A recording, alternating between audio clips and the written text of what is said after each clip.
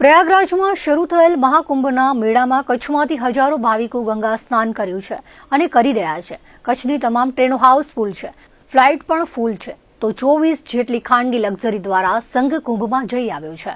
બીજા ભાવિકો લાખોની સંખ્યામાં જોડાઈ રહ્યા છે. કુંભમાં ચાલતી મોરારી બાપુની રામકથામાં પણ કચ્છના હજારો ભાવિકો કથા શ્રવણ કરી રહ્યા છે. ગઈકાલે કુંભના મેળામાં અગ્નિકાંડની બનેલી નાની ઘટનામાં કચ્છીઓ સહી સલામત છે. કચ્છના સંતો મહંતો કુંભના મેળામાં ગયા છે અને જઈ રહ્યા છે. ભજન ભોજન સતત ચાલુ છે. હરિદ્વારમાં મહંત હરિદાસજી મહારાજ, ગુરુ વાલરામજી મહારાજના સાનિધ્યમાં હરિદ્વાર કચ્છી આશ્રમ હાઉસફુલ છે. તો ત્યાંના તમામ જોવાલાયક ધાર્મિક સ્થળો ભરપૂર છે. યાત્રિકોથી છલકાઈ રહ્યા છે.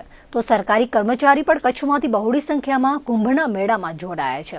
કુંભના મેળામાં આગામી 26મી જાન્યુઆરીના વિરાણી મોટી રામજી મંદિરના મહંત શાંતિદાસજી મહારાજને મહામંડલેશ્વરની પદવી અપાશે. તે માટે અત્યારથી તૈયારી ચાલુ છે.